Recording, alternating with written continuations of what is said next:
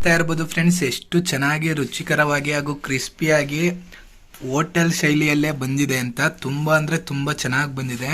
ನೋಡ್ತಾ ಇರ್ಬೋದು ನೀವು, ನಾನು ನಿಮಗೆ ತೋರಿಸ್ತಾ ಹೋಗ್ತೀನಿ. ನೋಡಿ ಎಷ್ಟು ಚೆನ್ನಾಗಿ ಬಂದಿದೆ, ಹೋಟೆಲ್ ರೀತಿನೇ ಬಂದಿದೆ. ನೀವು ಮನೇಲಿ ಮಾಡಿದ್ದು ಅಂತ ಅನ್ಸೋದೇ ಇಲ್ಲ.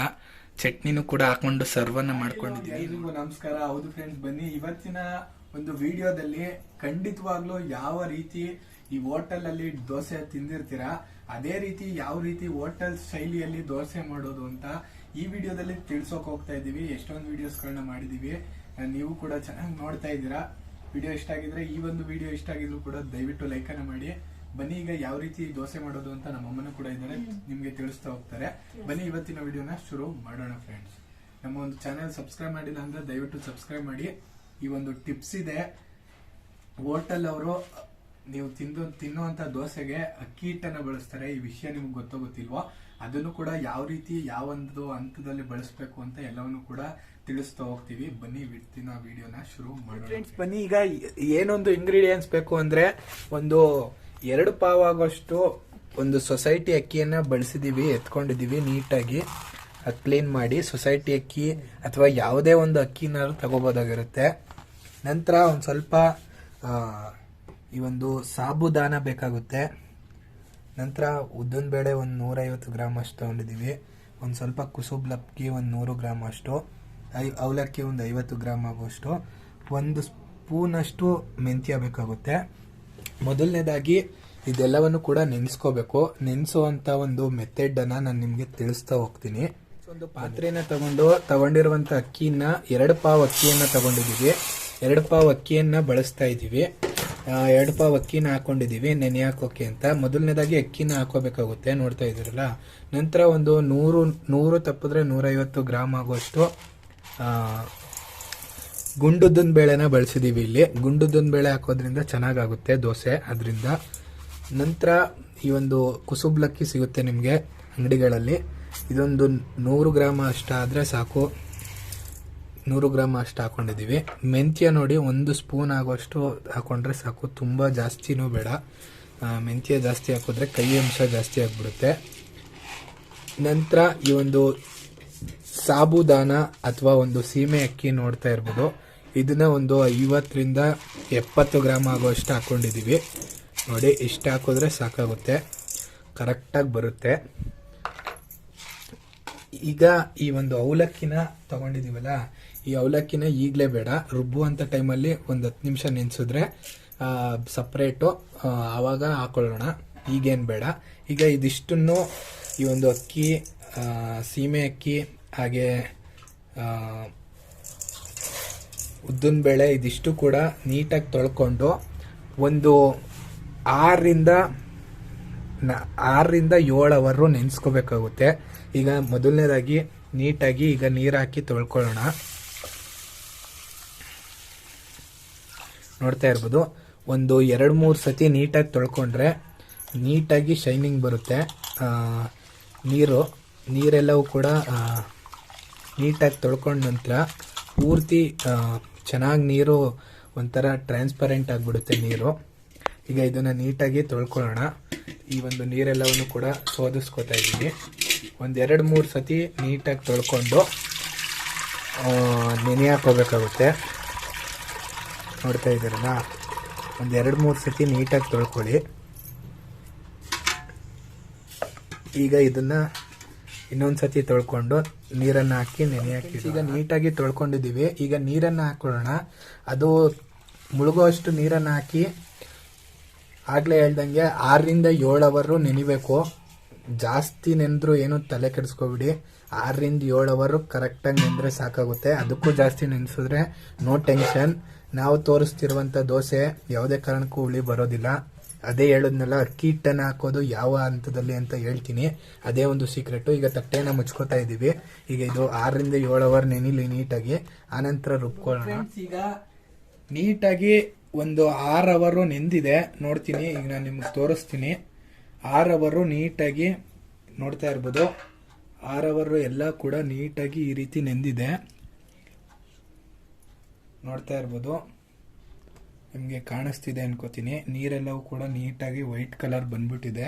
ಈ ನೀರೆಲ್ಲವನ್ನು ಕೂಡ ತೆಕ್ಕೊಬಿಡೋಣ. ಈಗ ಮೇಲೆ ಇರೋ ನೀರೆಲ್ಲವನ್ನು ಕೂಡ ತಕೊಬಿಡ್ತಿದ್ದೀವಿ. ಮೇಲೆ ಇರೋ ನೀರೆಲ್ಲ ಕೂಡ ತೆಕ್ಕೋತಾ ಇದ್ದೀನಿ. ಪೂರ್ತಿ ವೈಟಿಗೆ ಬಂದಿದೆ. 3-4 ಸತಿ ತೊಳ್ಕೊಳ್ಳಿ. 2-3 ಸತಿ ತೊಳೆದ್ರೆ ಸಾಕು. ನೋಡ್ತಾ ಇರ್ಬೋದು ಎಷ್ಟು ಚೆನ್ನಾಗಿ ನೆಂದಿದೆ ಎಲ್ಲವೂ ಕೂಡ. ಈಗ ಇಲ್ಲಿ ಮಿಕ್ಸಿ ಮತ್ತು ಜಾರನ್ನು ಕೂಡ ಇಟ್ಟಿದ್ದೀನಿ ನಿಮಗೆ ತೋರಿಸೋಕ್ಕೆ ಯಾವ ರೀತಿ ರುಬ್ಕೊಳ್ಳೋದು ಅಂತ. ಈಗ ಮಿಕ್ಸರ್ ಜಾರ್ಗೆ ನಾನು ಸ್ವಲ್ಪನೇ ಹಾಕ್ಕೊಂಡು ರುಬ್ಕೋತೀನಿ. ಈಗ ಕ್ಯಾಮ್ರಾನ ಒಂದು ಸ್ವಲ್ಪ ಮುಂದೆ ಫ್ರೆಂಡ್ಸ್. ಈಗ ಸ್ವಲ್ಪನೇ ಹಾಕ್ಕೊಂಡು ರುಬ್ಕೋತಾ ಇದ್ದೀನಿ. ಈಗ ಹಾಕೋತಾ ಇದ್ದೀನಿ, ನೋಡ್ತಾ ಇರ್ಬೋದು. ಸ್ವಲ್ಪನೇ ಹಾಕೋ ರುಬ್ಕೊಳ್ಳಿ. ಒಂದು 3 ಸೌಟ್ ಆಗೋಷ್ಟು ಹಾಕೊಂಡಿದ್ದೀನಿ, ತುಂಬ ಹಾಕೋಬೇಡಿ. ಈಗ ಒಂದು ಸ್ವಲ್ಪ ನೀರನ್ನು ಸೇರಿಸ್ಕೊತೀನಿ. ಸ್ವಲ್ಪ ನೀರನ್ನು ಹಾಕೋತೀನಿ. ಹಾಕೊಂಡ ನಂತರ ಈಗ ಅವಲಕ್ಕಿನ ಈ ಒಂದು ರುಬ್ಬೋದಕ್ಕಿಂತ ಮುಂಚೆ ಒಂದು 5 ನಿಮಿಷ ಮುಂಚೆ ನೆನೆಸಿಟ್ಕೊಂಡಿದ್ದೀನಿ. ಅವಲಕ್ಕಿ ಕೂಡ ನೆಂದಿದೆ. ಇದನ್ನ ಸ್ವಲ್ಪನೇ ಎಲ್ಲದಕ್ಕೂ ಹಾಕೊಂಡು ರುಬ್ಕೋಬೇಕು. ಈಗ ಮೊದಲನೇ ಟ್ರಿಪ್ಗೆ ಸ್ವಲ್ಪ ಹಾಕೋತೀನಿ. ಇಷ್ಟು ಹಾಕೊಂಡು ಈಗ ಇದನ್ನ ನೀಟಾಗಿ ರುಬ್ಕೊಳ್ಳೋಣ. ನಿಮಗೆ ಡೈರೆಕ್ಟಾಗಿ ತೋರಿಸ್ತಾ ಇದ್ದೀನಿ. ಈಗ ಮಿಕ್ಸಿನೂ ಕೂಡ ಆನ್ ಮಾಡ್ತೀನಿ.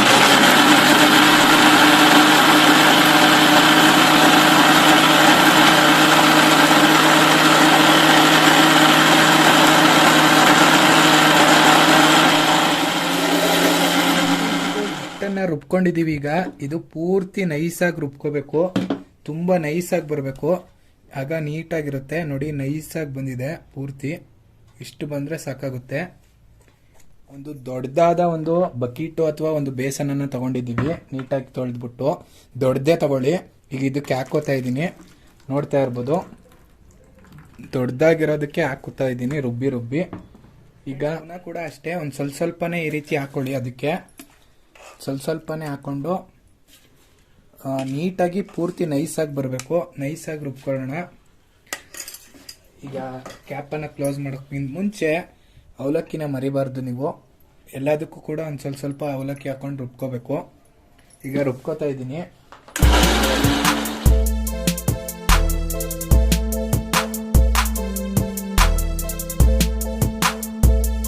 ನೋಡಿ ಫ್ರೆಂಡ್ಸ್, ಈಗ ಒಂದು ಸ್ವಲ್ಪ ನೀರನ್ನು ಹಾಕೊಂಡಿದ್ದೀವಿ. ಈಗ ಒಂದು ಸ್ವಲ್ಪನೇ ನೀರನ್ನು ಹಾಕೊಂಡು ರುಬ್ಕೋಬೇಕು. ಒಂಚೂರು ನೀರನ್ನು ಹಾಕೋತಾ ಇದ್ದೀವಿ. ನೋಡಿ, ಈಗ ನೈಸಾಗಿ ರುಬ್ಕೋತಿದ್ದೆ. ಎಷ್ಟು ನೀಟಾಗಿ ಇದನ್ನು ಕೂಡ ನೈಸಾಗಿ ರುಬ್ಕೊಂಡಿದ್ದೀನಿ, ನೋಡ್ತಾ ಇರ್ಬೋದು. ಇಷ್ಟು ನೈಸಾಗಿ ರುಬ್ಕೊಂಡ್ರೆ ಸಾಕು. ಇದನ್ನು ಕೂಡ ಹಾಕೋತಾ ಇದ್ದೀನಿ. ನೋಡಿ, ಪೂರ್ತಿ ನೈಸಾಗಿ ಬಂದಿದೆ.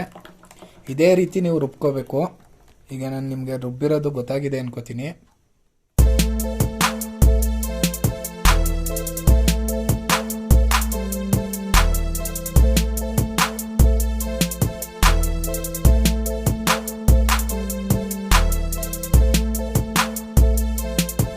ಇರ್ಬೋದು ಫ್ರೆಂಡ್ಸ್. ಈಗ ಎಲ್ಲವನ್ನು ಕೂಡ ರುಬ್ಕೊಂಡಿದ್ದೀವಿ. ಈಗ ದೊಡ್ಡದಾದ ಒಂದು ಬೇಸನ್ಗೆ ಹಾಕೊಂಡಿದ್ದೀವಿ. ನೀವು ದೊಡ್ಡದಾಗಿರೋ ಬೇಸನ್ಗೆ ಹಾಕೋಬೇಕು. ಈಗ ಇಷ್ಟು ರುಬ್ಬಿದ್ರೆ ಸಾಕು. ನಾವು ರುಬ್ಬುವಾಗ ಏನು ಉಪ್ಪನ್ನು ಆ್ಯಡ್ ಮಾಡಿಲ್ಲ, ಬೆಳಗ್ಗೆಗೆ ಆ್ಯಡ್ ಮಾಡ್ತೀವಿ. ಈಗ ರಾತ್ರಿ ರುಬ್ಬಿದ್ದೀವಿ. ಒಂದು 7:30-8 ಗಂಟೆಗೆ ರುಬ್ಬಿದ್ದೀವಿ. ಮಧ್ಯಾಹ್ನ 1 ಗಂಟೆ ಹಂಗೆ ನೆನೆ ಹಾಕಿದ್ವಿ. ಈಗ ಇದನ್ನು ಬೆಳಗ್ಗೆ ಒಂದು 8 ಗಂಟೆಗಳ ಕಾಲ ಉಬ್ಬೋದಕ್ಕೆ ಬಿಡಬೇಕು. 8 ಗಂಟೆಗಳ ಕಾಲ ಈ ರುಬ್ಬಿದ ನಂತರ 8 ಗಂಟೆಗಳ ಕಾಲ ಬಿಟ್ಟರೆ ಅದು ಉಬ್ಬಿ ಬರುತ್ತೆ. ಈಗ ಇದನ್ನು ಕ್ಲೋಸ್ ಮಾಡಿ ಬೆಳಗ್ಗೆ ಗಂಟ ಬಿಡೋಣ. ಬೆಳಗ್ಗೆ ನೋಡೋಣ ಹೇಗೆ ಬಂದಿರುತ್ತೆ ಅಂತ. ಹಾಗೆ ಅಕ್ಕಿ ಹಿಟ್ಟಿನ ಒಂದು ಸೀಕ್ರೆಟನ್ನು ಬೆಳಗ್ಗೆ ನಿಮಗೆ ತಿಳಿಸ್ತೀನಿ.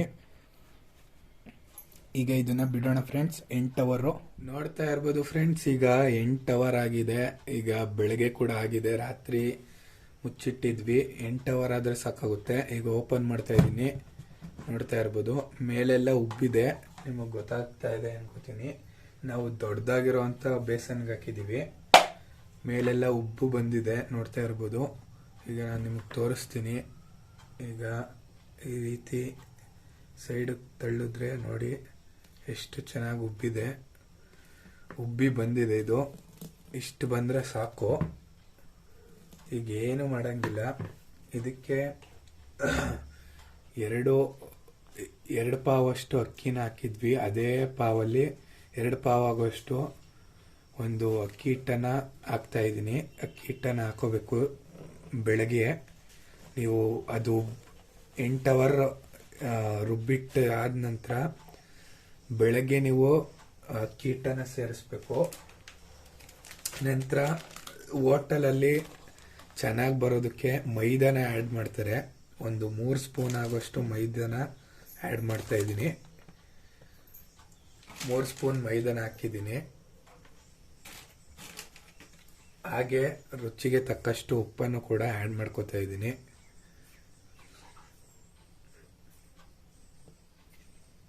ನಂತರ ಈ ಒಂದು ಹೋಟೆಲಲ್ಲೆಲ್ಲ ಕಲರ್ ಆಗಿ ಕೆಂಪಗೆ ದೋಸೆ ಬರೋಕ್ಕೆ ಕಾರಣ ಒಂದು ಸ್ವಲ್ಪ ಸಕ್ಕರೆನ 1 ಸ್ಪೂನ್ ಆಗೋಷ್ಟು ಹಾಕೋಬೇಕು. ಸಕ್ಕರೆನೂ ಕೂಡ ಆ್ಯಡ್ ಮಾಡ್ಕೋತಾ ಇದ್ದೀನಿ. ಈಗ ಇದನ್ನ ನೀಟಾಗಿ ಮಿಕ್ಸ್ ಮಾಡ್ಕೊಳ್ಳೋಣ. ಒಳ್ಳೆ ಬೆಣ್ಣೆ ರೀತಿ ಆಗುತ್ತೆ. ಈಗ ಹಿಟ್ಟು ನೋಡ್ತಾ ಇರ್ಬೋದು, ಹಿಟ್ಟು ಗಟ್ಟಿ ಆಗ್ತಾ ಇದೆ. ಈ ಒಂದು ಪ್ರೋಸೆಸ್ ಏನಿದೆ ಇದು ಕಮ್ಬ್ಯಾಕ್ ಪ್ರೋಸೆಸ್ ಅಂತ ಕರೀತಾರೆ ಹೋಟ್ಲವರು. ಈ ಒಂದು ಕಮ್ಬ್ಯಾಕ್ ಪ್ರೋಸೆಸ್ ಮಾಡೋದ್ರಿಂದ ಹುಳಿ ಬರೋದಿಲ್ಲ ದೋಸೆ. ನೀವು ಇದನ್ನ 1 ವಾರ ಇಡ್ಬೋದು. ಈಗ ಇದೆಲ್ಲವೂ ಕೂಡ ನೀಟಾಗಿ ಗಟ್ಟಿ ಆಗ್ತಾ ಇದೆ, ನೋಡ್ಬೋದು.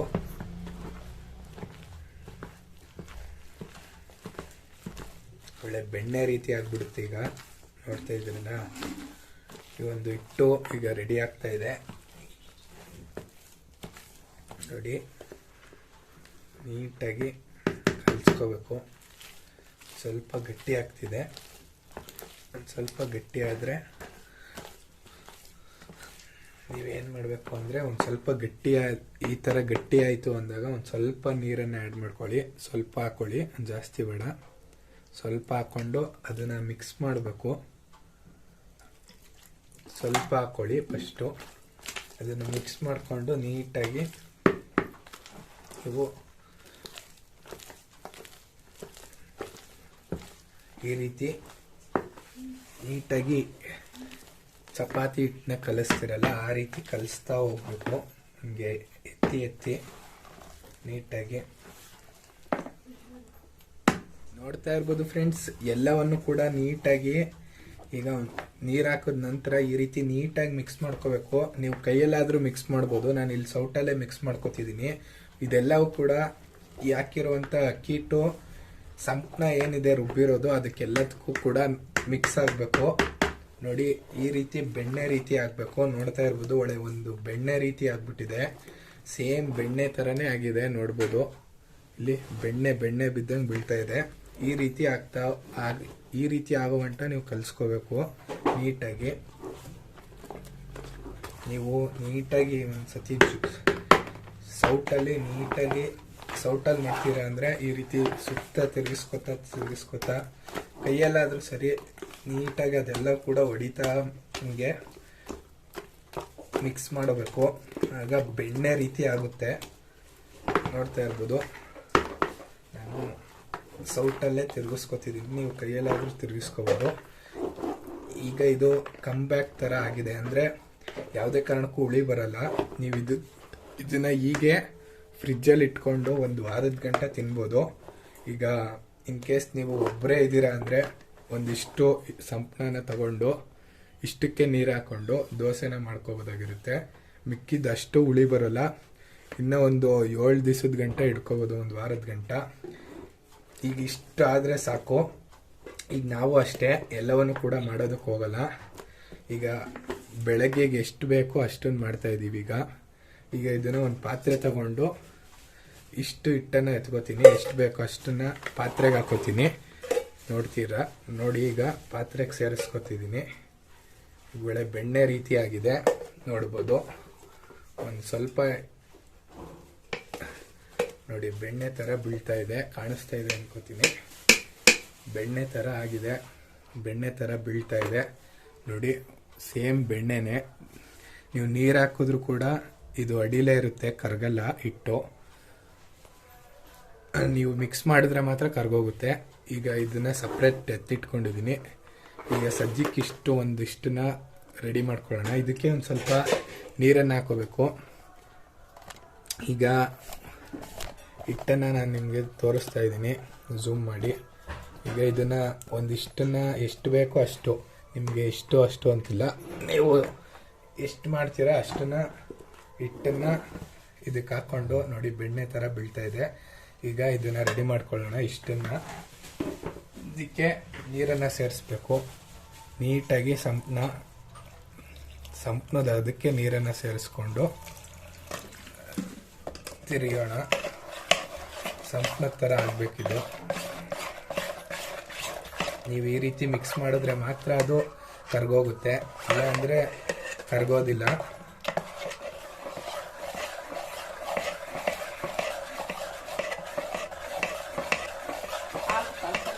ಈಗ ನೀರನ್ನು ಸೇರಿಸ್ಕೊತಾ ಇದ್ದೀನಿ.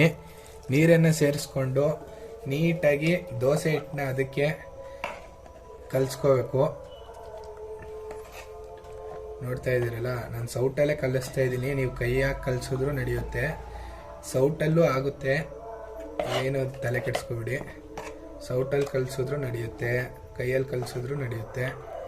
ಸೌಟಲ್ಲಾದರೆ ಒಂದು 2 ನಿಮಿಷ ಜಾಸ್ತಿ ನೀಟಾಗಿ ಕಲಿಸ್ಕೋಬೇಕು, ಕೈಯಲ್ಲಾದರೆ ಫಾಸ್ಟಾಗಿ ಆಗುತ್ತೆ. ನೋಡ್ತಾ ಇರ್ಬೋದು, ರೆಡಿ ಆಗ್ತಾ ಇದೆ ಹಿಟ್ಟು. ನೀಟಾಗಿ ತುಂಬ ಗಟ್ಟಿಗೂ ಬೇಡ, ತುಂಬ ತೆಳ್ಳಗೂ ಬೇಡ, ಒಂದು ಮೀಡಿಯಮ್ ಅದಕ್ಕೆ ಈಗ ನಾನು ಕಲಿಸ್ಕೊತೀನಿ.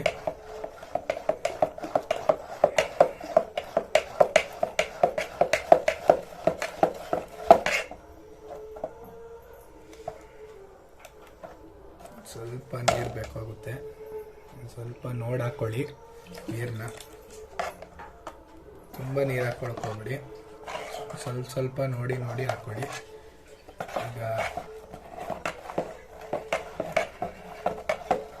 ಏನು ರೆಡಿ ಆಯಿತು ಹಿಟ್ಟು.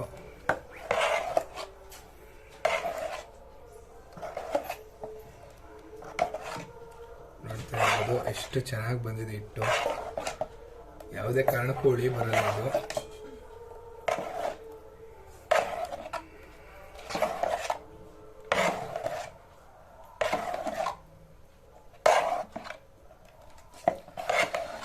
ನೋಡ್ತಾ ಇರ್ಬೋದು, ಇಷ್ಟಾದರೆ ಸಾಕು ಹಿಟ್ಟು. ಕರೆಕ್ಟಾದ ಬಂದಿದೆ, ತುಂಬ ಗಟ್ಟಿಗೂ ಇಲ್ಲ ತೆಳ್ಳಗೂ ಇಲ್ಲ. ನೀಟಾಗಿ ಮಿಕ್ಸ್ ಮಾಡಿದ್ದೀನಿ. ಸೌಟಲ್ಲಿ ಒಂದು ಸ್ವಲ್ಪ ಜಾಸ್ತಿ, ನೀವು ಸೌಟಲ್ಲಿ ಕಲಿಸ್ತಿದ್ದೀರಾ ಅಂದರೆ ಜಾಸ್ತಿ ಹೊತ್ತು ಕೈ ಆಡ್ಕೋಬೇಕು, ಗಂಟಿರೋದೆಲ್ಲ ಹೋಗ್ಬೇಕು. ಅಂದರೆ ನೀವು ಕೈಯಲ್ಲೇ ಕಲಿಸಿದ್ರೆ ಈಸಿ, ಬೇಗ ಆಗಿಬಿಡುತ್ತೆ. ನೋಡಿ ರೆಡಿಯಾಗಿದೆ. ಇಷ್ಟು ರೆಡಿ ಆದರೆ ಸಾಕಾಯ್ತದೆ. ಈಗ ನಮ್ಮ ಒಂದು ಹಿಟ್ಟು ರೆಡಿಯಾಗಿದೆ, ನೋಡ್ತಾ ಇರ್ಬೋದು. ಈ ಅದಕ್ಕೆ ಬಂದರೆ ಸಾಕು, ತುಂಬ ಗಟ್ಟಿನೂ ಬೇಡ ತೆಳ್ಳನೂ ಬೇಡ, ಪರ್ಫೆಕ್ಟಾಗಿ ದೋಸೆ ಹಿಟ್ಟು ರೆಡಿಯಾಗಿದೆ. ಬರೀ ನಮ್ಮ ಒಂದು ದೋಸೆನ ಹಂಗೆ ತಿನ್ನೋಕ್ಕಾಗೋಲ್ಲ, ಅದಕ್ಕೆ ಚಟ್ನಿ ಮತ್ತು ಪಲ್ಯನ ರೆಡಿ ಮಾಡ್ಕೋಬೇಕು. ಚಟ್ನಿ ರೆಡಿ ಮಾಡೋದಕ್ಕೆ ಕಾಯಿ ತುರ್ಕೊಂಡಿದ್ದೀವಿ. ಒಂದು ಮಿಕ್ಸರ್ ಜಾರ್ಗೆ ತುರಿದಿರುವಂಥ ಕಾಯೆಲ್ಲವನ್ನು ಕೂಡ ಹಾಕೋತಾ ಇದ್ದೀನಿ. ನೋಡ್ತಾ ಇರ್ಬೋದು, ಕಾಯೆಲ್ಲವನ್ನು ಕೂಡ ಹಾಕ್ಕೊಂಡಿದ್ದೀನಿ. ನಂತರ ಇದನ್ನು ಚಟ್ನಿ ಆಡಿಸೋದಕ್ಕೆ ಒಂದು ಸ್ವಲ್ಪ ಕೊತ್ತಂಬರಿ ಸೊಪ್ಪನ್ನ ಹಾಕೋಬೇಕು.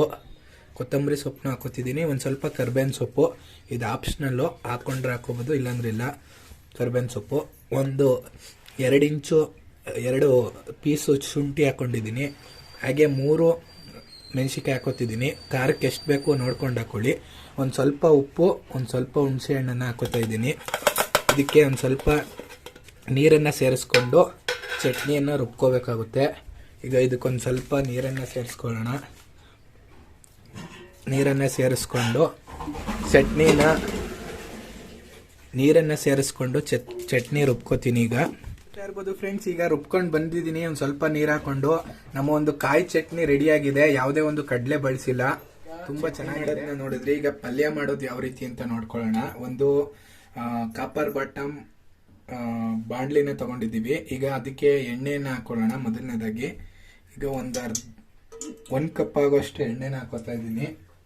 ಈಗ ಎಣ್ಣೆ ಸ್ವಲ್ಪ ಬಿಸಿ. ಈಗ ಎಣ್ಣೆ ಕೂಡ ಕಾದಿದೆ. ಮೊದಲನೇದಾಗಿ ಸಾಸಿವೆ ಮತ್ತೆ ಜೀರಿಗೆ, 1-2 ಕಾಳು ಸೋಂಪನ್ನ ತಗೊಂಡಿದ್ದೀವಿ, ಅದನ್ನ ಹಾಕೋಬೇಕು. ನಂತರ ಒಂದು ಸ್ವಲ್ಪ ಕಡಲೆಬೇಳೆನ ಹಾಕೋತಾ ಇದ್ದೀನಿ, 1 ಸ್ಪೂನ್ ಆಗೋಷ್ಟು. ಹಾಗೆ 1 ಸ್ಪೂನ್ ಆಗೋಷ್ಟು ಉದ್ದಿನ ಬೇಳೆನೂ ಹಾಕೋತಿದ್ದೀನಿ. ನಂತರ ಸಣ್ಣದಾಗಿ ಹೆಚ್ಚಿರುವಂಥ ಒಂದು 2-3 ಮೆಣಸಿನ್ಕಾಯಿ ತಗೊಂಡಿದ್ದೀನಿ, ಅದನ್ನು ಕೂಡ ಆ್ಯಡ್ ಮಾಡ್ತೀನಿ. ನಂತರ ಒಂದು ಸ್ವಲ್ಪ ಕರ್ಬೇವಿನ ಸೊಪ್ಪು, ಇದನ್ನು ಕೂಡ ಹಾಕೋತಾ ಇದ್ದೀನಿ. ಹಾಗೆ ಸಣ್ಣದಾಗಿ ಹೆಚ್ಚಿರುವಂತ ಶುಂಠಿ ಒಂದು 2 ಇಂಚ್, 1-2 ಪೀಸ್ ಅಷ್ಟು ಅದನ್ನು ಹಾಕೋತಾ ಇದ್ದೀನಿ. ಈಗ ಇದು ಒಂದು ಸ್ವಲ್ಪ ಫ್ರೈ ಆಗಬೇಕು. ನೋಡ್ತಾ ಇದ್ದೀರಲ್ಲ, ಒಂಚೂರು ಕೆಂಪು ಕಲರ್ ಆಗೋ ಗಂಟ ಫ್ರೈ ಮಾಡ್ಕೊಳ್ಳೋಣ. ಇಷ್ಟಾದರೆ ಸಾಕು. ಈಗ ತಗೊಂಡಿರುವಂಥ ಈರುಳ್ಳಿನ ಒಂದು 3 ಹೆಚ್ಚಿಟ್ಟಿದ್ದೀನಿ, ಅದನ್ನು ಕೂಡ ಹಾಕೋತಾ ಇದ್ದೀನಿ. ಈರುಳ್ಳಿನೂ ಕೂಡ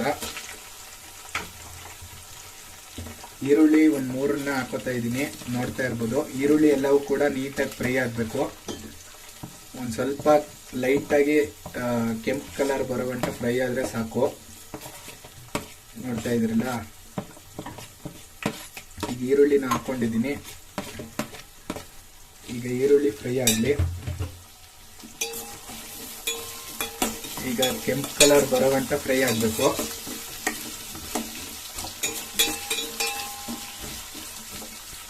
ಫ್ರೆಂಡ್ಸ್, ಈಗ ಗೋಲ್ಡನ್ ಕಲರ್ ಅಥವಾ ಕೆಂಪು ಕಲರ್ ಬಂದಿದೆ ಈರುಳ್ಳಿ. ಈ ಒಂದು ಟೈಮಲ್ಲಿ ತಗೊಂಡಿರುವಂತ ಒಂದು ಸ್ವಲ್ಪ ಅರಿಶಿನ ತಗೊಂಡಿದ್ದೀವಿ, ಅದನ್ನು ಕೂಡ ಹಾಕೋತಾ ಇದ್ದೀನಿ. ಹಾಗೆ ಒಂದು ಸ್ವಲ್ಪ ರುಚಿಗೆ ತಕ್ಕಷ್ಟು ಉಪ್ಪನ್ನ ಆ್ಯಡ್ ಮಾಡಬೇಕು. ಉಪ್ಪನ್ನ ರುಚಿಗೆ ತಕ್ಕಷ್ಟು ನೋಡಿ ಹಾಕೊಳ್ಳಿ. ನಾನು ನೋಡಿ ಉಪ್ಪನ್ನ ಹಾಕೋತಾ ಇದ್ದೀನಿ. ಒಂದು ಸ್ವಲ್ಪ ಉಪ್ಪು ರುಚಿಗೆ ತಕ್ಕಷ್ಟು ಆದರೆ ಸಾಕು. ರುಚಿಗೆ ತಕ್ಕಷ್ಟು ಉಪ್ಪನ್ನ ಹಾಕಿದ್ದೀನಿ. ಈಗ ಇದನ್ನ ಮಿಕ್ಸ್ ಮಾಡ್ಕೋತಾ ಇದ್ದೀನಿ. ನೋಡ್ತಾ ಇರ್ಬೋದು, ಅರಿಶಿನ ಕಲರು ನಿಮಗೆ ಜಾಸ್ತಿ ಬೇಕು ಅಂದರೆ ಒಂದು ಸ್ವಲ್ಪ ಜಾಸ್ತಿನೇ ಹಾಕೊಳ್ಳಿ. ಕಲರ್ ಜಾಸ್ತಿ ಬೇಕು, ಒಂದು ಸ್ವಲ್ಪ ಅರಿಶಿನ ಕಲರ್ ಆಗಿ ಬರಬೇಕು ಪಲ್ಯ ಅಂದರೆ ಒಂದು ಸ್ವಲ್ಪ ಅರಿಶಿನ ಜಾಸ್ತಿ ಹಾಕೊಂಡ್ರೆ ಕಲರ್ ಆಗಿ ಬರುತ್ತೆ. ನೋಡಿ, ಕಲರೇ ಚೇಂಜ್ ಆಗುತ್ತೆ ಅರಿಶಿನ ಹಾಕಿದ ತಕ್ಷಣ. ಪೂರ್ತಿ ಯೆಲ್ಲೋ ಕಲರ್ ಬಂದಿದೆ, ನೋಡ್ತಾ ಇರ್ಬೋದು. ಈಗ ಇದು ಇಷ್ಟ ಆದ್ರೆ ರೆಡಿ ಆಗಿದೆ ಅಂತ. ಈಗ ಇದಿಷ್ಟು ಬೆಂದಿದೆ. ಈ ಒಂದು ಟೈಮಲ್ಲಿ 3-4 ಆಲೂಗೆಡ್ಡೆನ ಚೆನ್ನಾಗಿ ಬೇಯಿಸಿ ಒಂದು ವಿಶಿಲ್ ಕೂಗಿಸ್ಕೊಂಡು ಸ್ಮ್ಯಾಶ್ ಮಾಡಿ ಇಟ್ಕೊಂಡಿದ್ದೀವಿ. ಇದನ್ನು ಕೂಡ ಹಾಕೋತಾ ಇದ್ದೀನಿ. ಈಗ ಆಲೂಗೆಡ್ಡೆನ ಹಾಕೊಂಡು ನಂತರ ಮೇಲೆ ಒಂದು ಸ್ವಲ್ಪ ಕೊತ್ತಂಬರಿ ಸೊಪ್ಪನ್ನು ಹಾಕೋಬೇಕು. ಕೊತ್ತಂಬರಿ ಸೊಪ್ಪನ್ನು ಹಾಕೋತಾ ಇದ್ದೀನಿ, ನೋಡ್ತಾ ಇರ್ಬೋದು. ಈಗ ಮೇಲೆ ಕೊತ್ತಂಬರಿ ಸೊಪ್ಪನ್ನ ಹಾಕೋತಾ ಇದ್ದೀನಿ. ಇಷ್ಟ ಆದರೆ ನಮ್ಮ ಒಂದು ಪಲ್ಯ ರೆಡಿಯಾಗಿದೆ ಅಂತ. ಈಗ ನಮ್ಮ ಪಲ್ಯ ರೆಡಿಯಾಗಿದೆ, ಮಿಕ್ಸ್ ಮಾಡ್ಕೊಳ್ಳೋಣ. ಈಗ ನಮ್ಮ ಒಂದು ಮಸಾಲೆ ದೋಸೆಗೆ ಆಲೂಗೆಡ್ಡೆ ಪಲ್ಯ ಏನು ತಿಂತೀರಾ ಅದು ಕೂಡ ಹೋಟೆಲ್ ಶೈಲಿಯಲ್ಲೇ ತೋರಿಸ್ಕೊಟ್ಟಿದ್ದೀವಿ. ಹೋಟೆಲಲ್ಲೂ ಕೂಡ ಸೇಮ್ ಇದೇ ರೀತಿ ಮಾಡ್ತಾರೆ. ಏನಂದ್ರೆ ಜಾಸ್ತಿ ಇಂಗ್ರೀಡಿಯೆಂಟ್ಸ್ ಹಾಕಲ್ಲ ಅವರು. ನೋಡಿ, ಇಷ್ಟಾದ್ರೆ ರೆಡಿ ಆಯಿತು ಪಲ್ಯ. ನೀಟಾಗಿ ಮಿಕ್ಸ್ ಮಾಡ್ಕೊಂಡ್ರೆ ನಮ್ಮ ಒಂದು ಆಲೂಗೆಡ್ಡೆ ಪಲ್ಯ ಎಲ್ಲ ಮಿಕ್ಸ್ ಆಗಿದೆ. ಈಗ ಇದನ್ನ ಹಾಕೊಂಡು ತಿಂತಾ ಇರೋದೆ, ಇನ್ನೇನು ಇಲ್ಲ. ಇದು ನೋಡಿ ಫ್ರೆಂಡ್ಸ್, ಈಗ ಇದು ರೆಡಿ ಆಗಿದೆ. ಸ್ಟವ್ ಅನ್ನು ಆಫ್ ಮಾಡ್ಕೊಂಡಿದ್ದೀನಿ. ಇಷ್ಟ ಆದ್ರೆ ನಮ್ಮ ಒಂದು ಪಲ್ಯ ರೆಡಿ. ನಾನು ನಿಮಗೆ ತೋರಿಸ್ತೀನಿ ಬೇಕಾದ್ರೆ. ನೋಡ್ತಾ ಇರ್ಬೋದು ಎಷ್ಟು ಚೆನ್ನಾಗಿ ಬಂದಿದೆ ಅಂತ. ಪರ್ಫೆಕ್ಟ್ ಆಗಿ ಬಂದಿದೆ. ಉಪ್ಪು ಎಲ್ಲವೂ ಕೂಡ ಹಾಕಿದೀವಿ. ಈಗ ಇದು ರೆಡಿ ಆಗಿದೆ. ಇದನ್ನ ಸೈಡ್ಗೆ ಎತ್ತಿಟ್ಕೊಳ್ಳೋಣ. ಈಗ ದೋಸೆಯನ್ನು ಹಾಕೋಣ. ಈಗ ಹಂಚನ್ನು ಕೂಡ ಇಟ್ಟಿದ್ದೀನಿ, ಕಾಯ್ತಾ ಇದೆ. ಈಗ ಹಂಚನ್ನ ಮೀಡಿಯಂ ಫ್ಲೇಮಲ್ಲಿ ಇಟ್ಕೊಳ್ಳಿ.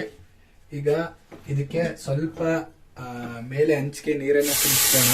ನೋಡ್ಬೋದು, ಈ ರೀತಿ ನೀರು ಹಾಕೋದ್ರಿಂದ ಕಾವೆಲ್ಲವೂ ಕೂಡ ಕಮ್ಮಿ ಆಗುತ್ತೆ. ನೀವು ಕೂಡ ಇದೇ ರೀತಿ ನೀರನ್ನು ಹಾಕಿ ಫಸ್ಟು. ಈಗ ದೋಸೆನ ಹಾಕೊಳ್ಳೋಣ. ನೋಡ್ತಾ ಇರ್ಬೋದು, ನೀಟಾಗಿ ಹಂಚು ರೆಡಿಯಾಗಿದೆ.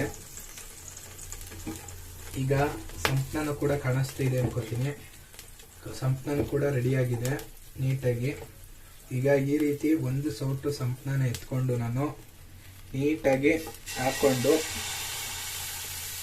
ಜಾಸ್ತಿ ರೌಂಡ್ ಹೊಡಿಬೇಡಿ, ಒಂದು ಸ್ವಲ್ಪ ಸುತ್ತಾಕೊಳ್ಳಿ. ಜಾಸ್ತಿ ಸುತ್ತಾಕೊಳ್ಳೋಕೆ ಹೋಗ್ಬೇಡಿ. ನೋಡಿ, ಇಷ್ಟೇ ಸಾಕು. ಇಷ್ಟು ಹಾಕೊಂಡ್ರೆ ಪರ್ಫೆಕ್ಟಾಗಿ ಬಂದಿದೆ. ನೋಡ್ತಾ ಇರ್ಬೋದು, ಇಷ್ಟು ಹಾಕೊಂಡ್ರೆ ಸಾಕು. ಈಗ ನಾನು ತೋರಿಸ್ತೀನಿ ಯಾವ ರೀತಿ ಬರುತ್ತೆ ದೋಸೆ ಅಂತ. ಈಗ ನಾನು ಸ್ವಲ್ಪ ದೋಸೆ ಕಡೆಗೆ ಝೂಮ್ ಮಾಡ್ತೀನಿ ಕ್ಯಾಮ್ರಾನ. ನೋಡ್ತಾ ಇರ್ಬೋದು, ದೋಸೆ ನಿಮಗೆ ಕಾಣಿಸ್ತಿದೆ ಅನ್ಕೋತೀನಿ. ನೀಟಾಗಿ ಬಂದಿದೆ ದೋಸೆ ಅಂತೂ ಪರ್ಫೆಕ್ಟ್ ಆಗಿ. ಈಗ ಈಗ ಅದೊಂದು ಸ್ವಲ್ಪ ಮೀಡಿಯಂ ಫ್ಲೇಮಲ್ಲೇ ಬೇಯಬೇಕು. ಉರಿನ ಜಾಸ್ತಿ ಮಾಡಕ್ ಹೋಗ್ಬೇಡಿ. ಮೀಡಿಯಂ ಫ್ಲೇಮಲ್ಲೇ 1-2 ನಿಮಿಷ ಅದು ಬೇಯಬೇಕು. ಈಗ ಮೇಲೆ ಈ ಒಂದು ಸುತ್ತ ಎಣ್ಣೆನ ಹಾಕೋತಾ ಇದ್ದೀನಿ. ಇಲ್ಲೇನಿದೆ ಈ ರೌಂಡ್ ಹೊಡೆದಿದ್ರಲ್ಲ, ಸುತ್ತಿದ್ರಲ್ಲ, ಇಲ್ಲಿಗೆ ಎಣ್ಣೆ ಹಾಕೋಬೇಕು. ನೋಡ್ತಾ ಇದ್ದೀರಲ್ಲ, ಇದು ಎಣ್ಣೆ ಹಾಕೋತಾ ಇದ್ದೀನಿ. ನೋಡ್ತಾ ಇದ್ದೀರಾ, ಸುತ್ತ ಎಣ್ಣೆನ ಹಾಕೊಂಡಿದ್ದೀನಿ. ಇದನ್ನ ಹಿಂಗೆ ಎಣ್ಣೆನ ಸವರ್ಕೊಳ್ಳಿ. ಇದು ಮಾಮೂಲಿ ಸಿಲಿಕಾನ್ದು ಬ್ರಷ್, ಅದೇನು ಪ್ಲಾಸ್ಟಿಕ್ ಏನಿಲ್ಲ ಇದು.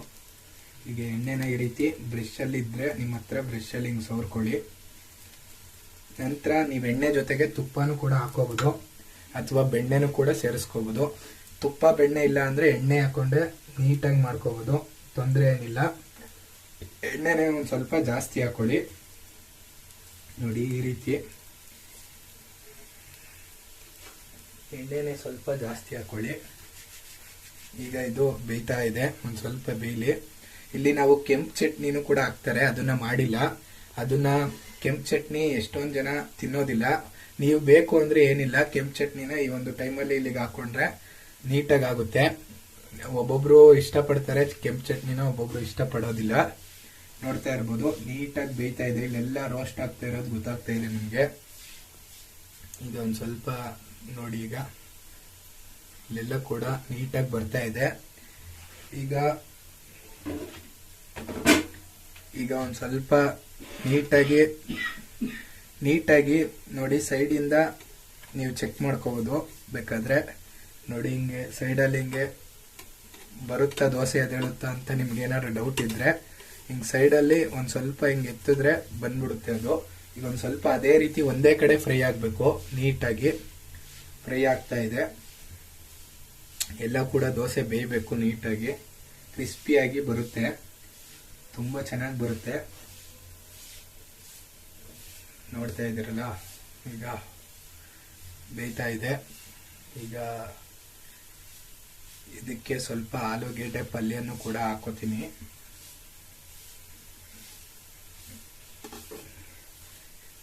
ಈಗ ಒಂದು ಸ್ವಲ್ಪ ಮಾಡಿರೋಂತ ಆಲೂಗೆಡ್ಡೆ ಪಲ್ಯನ ಎತ್ಕೋತಾ ಇದ್ದೀನಿ.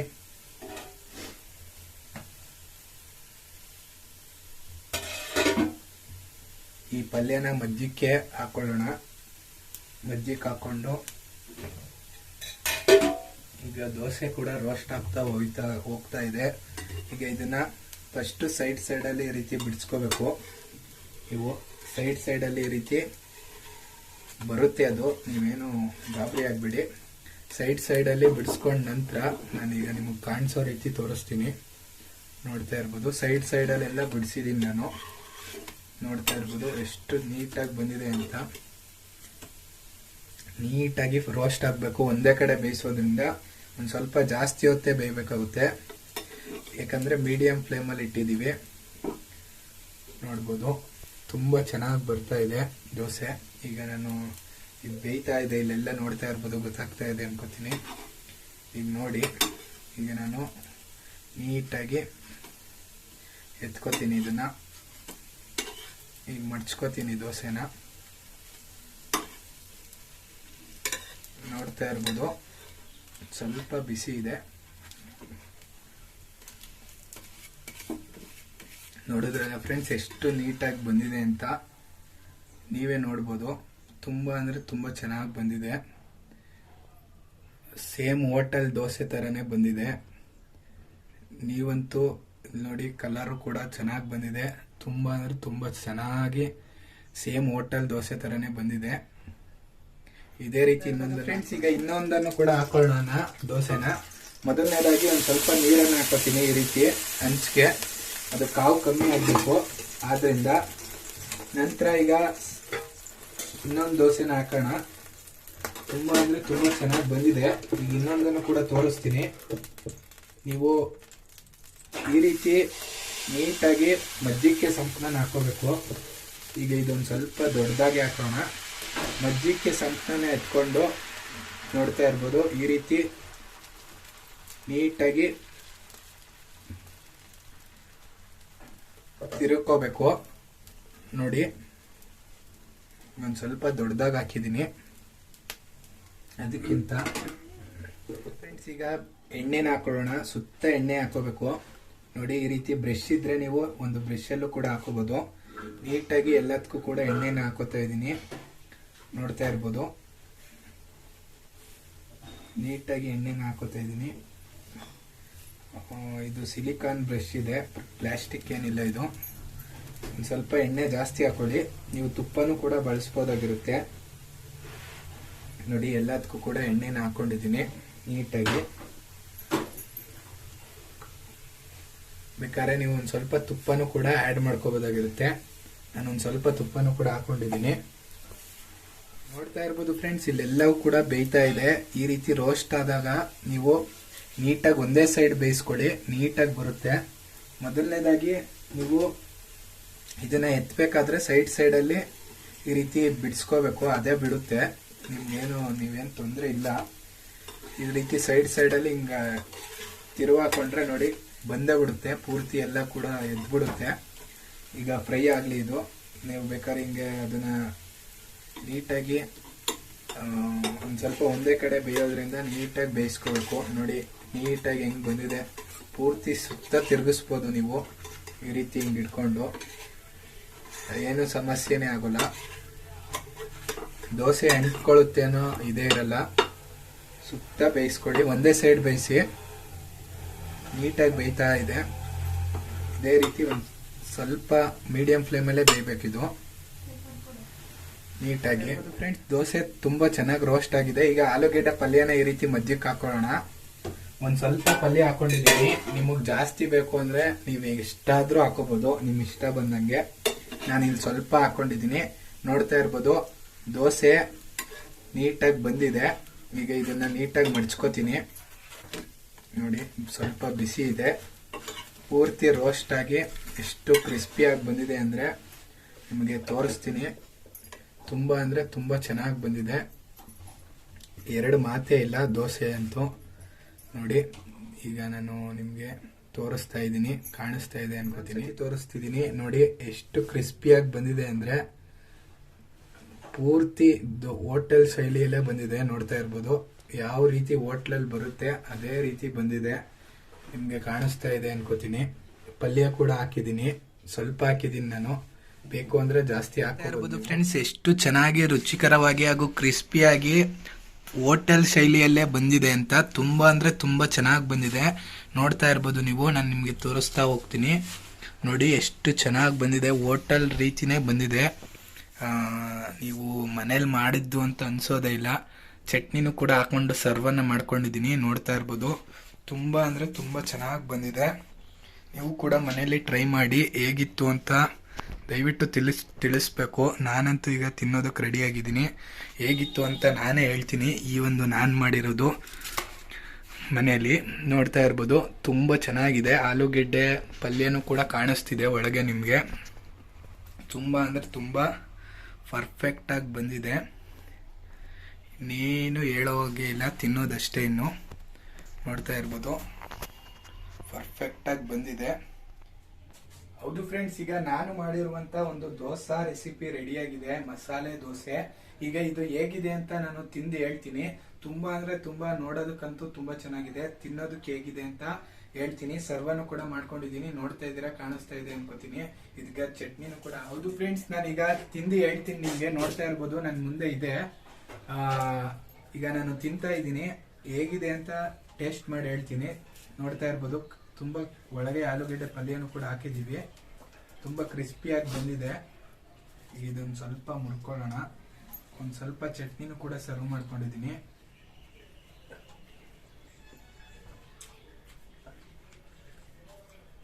ನಿಮ್ಗೆ ಮನೇಲಿ ಮಾಡಿರೋದು ಹೋಟ್ಲಲ್ಲಿ ತಂದಿರೋದು ಅಂತ ನಿಮ್ಗೆ ಡೌಟ್ ಬರುತ್ತೆ, ಅಷ್ಟು ಚೆನ್ನಾಗಿದೆ. ತುಂಬಾ ಅಂದ್ರೆ ತುಂಬಾ ಚೆನ್ನಾಗಿದೆ ಮಸಾಲೆ ದೋಸೆ. ನೀವು ಕೂಡ ಇದೇ ರೀತಿ ಒಂದು ಮೆಥಡ್ಸ್ಗಳನ್ನ ಫಾಲೋ ಮಾಡಿಕೊಂಡು ತಿನ್ನಿ. ಹೇಗೆ ಬಂತು ಅಂತ ಕಮೆಂಟ್ ಮಾಡಿ ಅಂತ ಹೇಳ್ತಾ ಸಿಗೋಣ ಇನ್ನೊಂದು ಹೊಸದಾದ ವಿಡಿಯೋದ ಜೊತೆ. ಯಾರಿಂದ ನಮ್ಮ ಒಂದು ಚಾನಲ್ ಸಬ್ಸ್ಕ್ರೈಬ್ ಮಾಡಿಲ್ಲ ದಯವಿಟ್ಟು ಸಬ್ಸ್ಕ್ರೈಬ್ ಮಾಡ್ಕೊಳ್ಳಿ. ಈಗ ಇದೆಲ್ಲವನ್ನು ಕೂಡ ತಿಂತೀನಿ. ಸಿಗೋಣ ಇನ್ನೊಂದು ಹೊಸದಾದ ವಿಡಿಯೋದ ಜೊತೆ ಫ್ರೆಂಡ್ಸ್.